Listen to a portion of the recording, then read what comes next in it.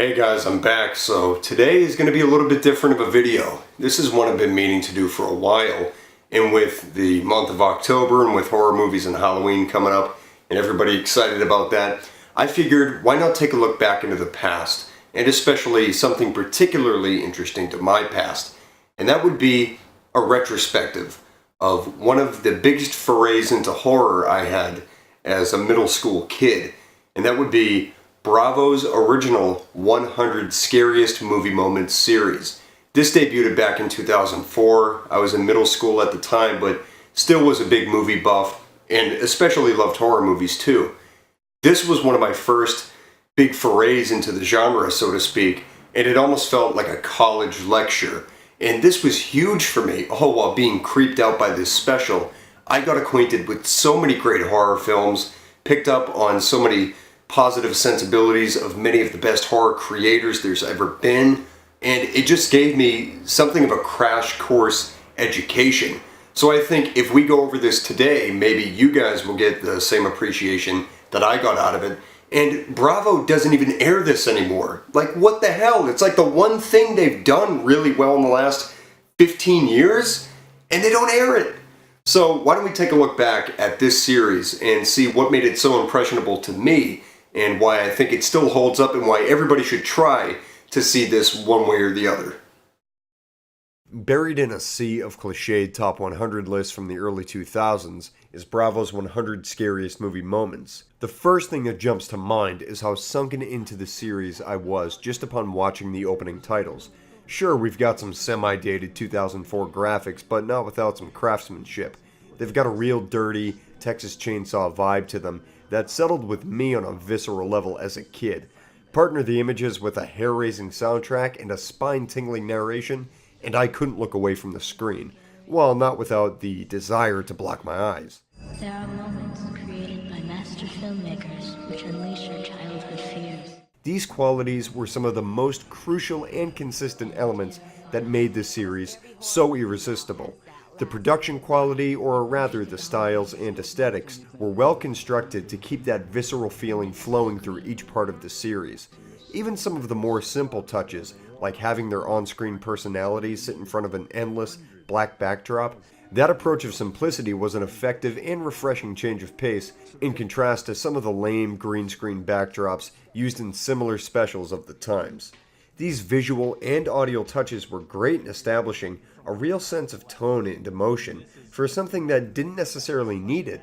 That added focus was huge for viewers like me, and still appeals to the senses on repeat viewings, and was a proper setup for the subject matter at hand. And speaking of subject matter, in my opinion, this special did a great job in picking among not just horror films, but any film that features a terrifying scene. This includes Willy Wonka and the Chocolate Factory, even The Wizard of Oz, with complete justification.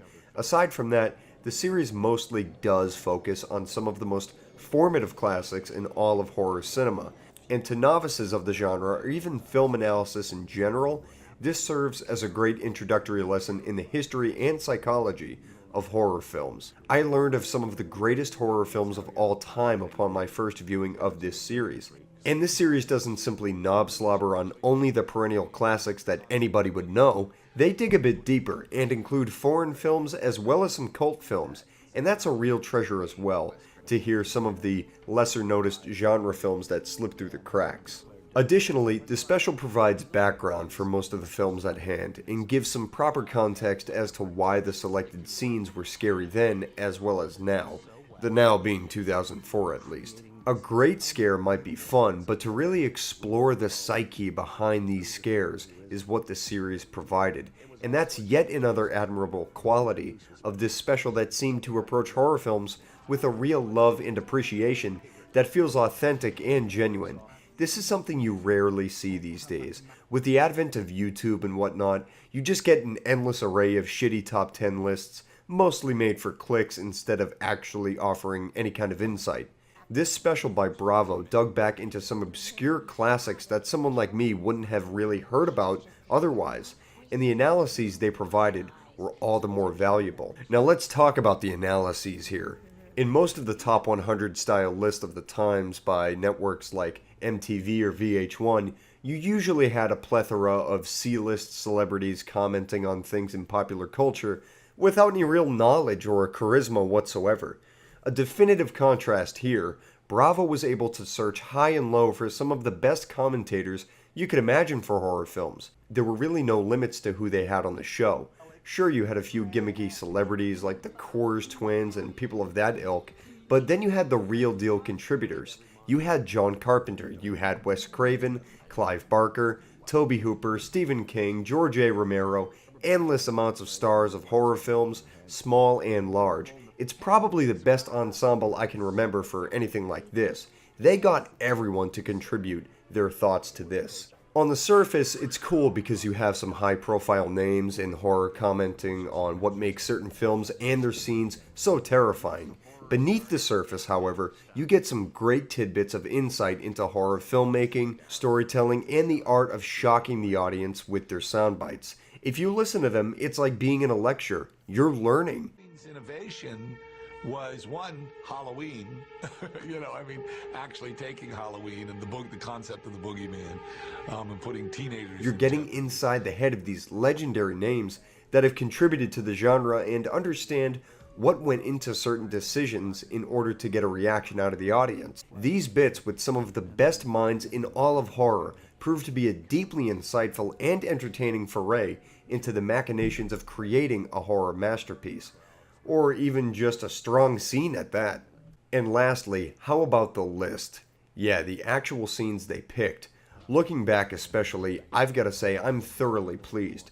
Not only is the list well put together, but there's a definitive reason behind each of these scenes' respective spot in the list of 100 moments. It pays proper respects to the greats and even has a few surprises here and there. Some of the scenes on this list scared me so much as a kid that I had to find some of these movies and watch them. The guests made me feel the significance of why these films and their scenes worked, and I'm sure it had this effect on most of the viewers that saw it at the time.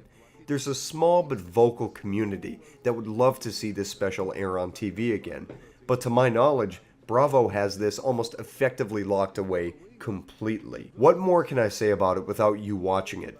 Bravo's 100 Scariest Movie Moments is a gem for horror film fans, and anyone with an appetite to be frightened, and I would for sure say it's a landmark in early 2000s television. There's a hell of a lot of movies to cover, plenty of fun guests, as well as insightful masterminds of horror. This will open your eyes to films you may not have ever seen, and maybe even educate you on the ones you know and love. And so that's my retrospective of Bravo's 100 Scariest Movie Moments. I hope you enjoyed it. Hope you found it insightful. And definitely try to get your eyes on any clips or any editions of this series that you can find. You can torrent it online. Normally they don't want you to do that, but there's no way you can see this. They've locked it up. Why wouldn't they even sell it? I mean, there's an audience for this. I would have bought it, but I suppose it's just going to be one of those relics of the past and of early 2000s TV that I guess people like me are going to have to cherish for a long time. So until then, guys, comment below on this. Do you remember this special? And sound off on your thoughts. What did it do for you? And you can find some clips online.